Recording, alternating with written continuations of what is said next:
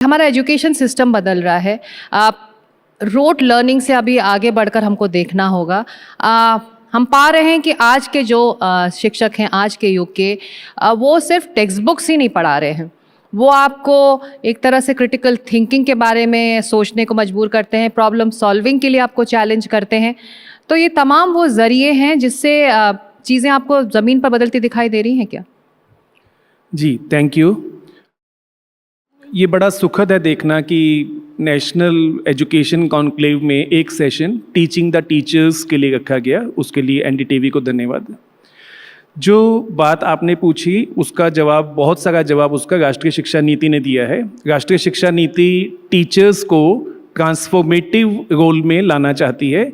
ऐसे टीचर जिसकी जड़ें, जिसके पांव ज़मीन पर हों, जड़ें भारतीयता में हों, लेकिन उसका मस्तिष्क उतना ही खुला हुआ हो। ग्लोबल सिटीजनशिप की बात माननीय शिक्षा मंत्री जी ने की थी।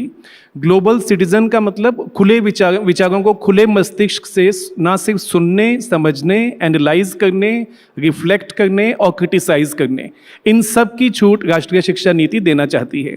तो ऐसे में अगर शिक्षक की हम बात करते हैं, मैं क्योंकि एनसीटी के से जुड़ा हूँ, तो उस नाते ये कह सकता हूँ कि शिक्षक ही वो केंद्र है जो राष्ट्रीय शिक्षा नीति या पूरी शिक्षा व्यवस्था के केंद्र में है।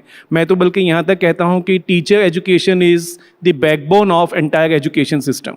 अगर टीचर्स की क्वालिटी पे हम ध्यान देंगे, टीचर्स के प्रोसेसेस पे ध्यान देंगे, टीचर्स के एक्सपेरिमेंटेशन को बढ़ावा देंगे, और अभी हम चाय पर चर्चा शरद जी और मैं कर रहे थे, तो हम कह रहे थे कि टीचर्स को एम्पावर करना बहुत आवश्यक है।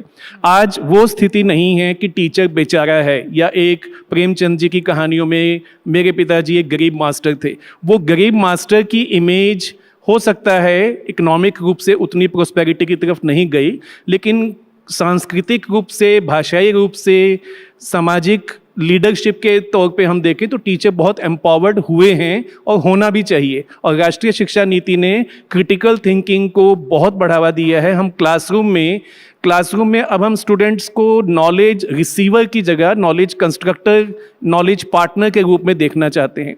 तो कंस्ट्रक्टिविस्ट थ्योरी जो कहती है कि ज्ञान का निर्माण कक्षाओं में होना चाहिए, या जो कोठारी कमीशन ने आज से 60 साल पहले कहा था कि कक्षा का भारत का निर्माण फैक्ट्री कारखाने में नहीं बल्कि कक्ष में हो रहा है, तो उसका अर्थ यही था कि जो बच्चे हैं क्लासरूम में उनका development, social development, economic development समान रूप से होगा। तो भारत जब विकसित होगा तो हम सिर्फ आर्थिक रूप से विकसित नहीं होंगे बल्कि साथ ही साथ सामाजिक, सांस्कृतिक और भाषाई रूप से भी विकसित होंगे। धन्यवाद। बिल्कुल। NEP 2020 में बहुत सारी बातें हो रही हैं, टीचर्स के लिए भी बहुत कुछ है, लेकिन हमारा एक ऐसा देश है जिसमें ग्रामीण और शहरी इलाकों में बहुत ज़्यादा डिवाइड है।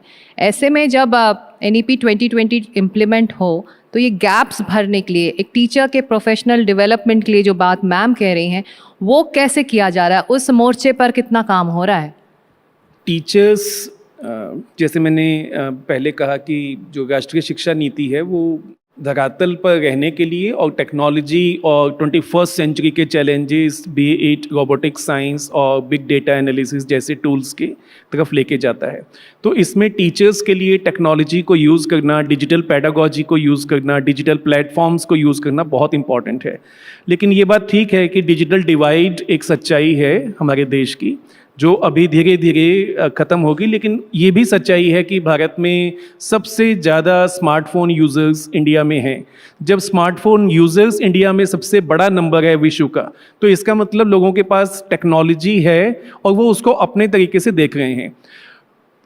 नेशनल मेंटरिंग मिशन NCT का एक मिशन है जो ऐप बेस्ड मेंटरिंग मिशन है, जो एक्सपीरियंस टीचर्स को और बिल्कुल नए टीचर्स को जोड़ता है और उन्हें संवाद करने का, उन्हें एक दूसरे से सीखने का, समझने का मौका देता है।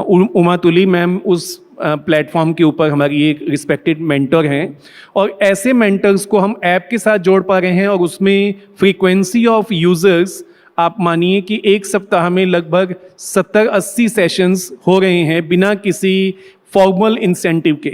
लोग अपने आप उससे जुड़ रहे हैं, पूछ रहे हैं, संवाद कर रहे हैं। हमने सिर्फ प्लेटफॉर्म दिया NCT ने। तो ऐसे में आर्टिफिशियल इंटेलिजेंस की जो टेक्नोलॉजी है, अभी मैंने एक छोटा सा लेख लिखा था, AI for teachers, AI not in place of teachers. Artificial intelligence teachers का सब्स्टिट्यूशन नहीं है, ना ही बन सकती है। आपने बिल्कुल ठीक कहा कि जो टच है, जो ह्यूमन फैक्टर है टीचिंग प्रोफेशन का, उसका कोई substitute as a teacher educator, मुझे आज 30 साल हो गए पढ़ाते हुए, मैं समझता हूँ कि टीचिंग प्रोफेशन में ह्यूमन का सब्स्टिट्यूट ना था ना है।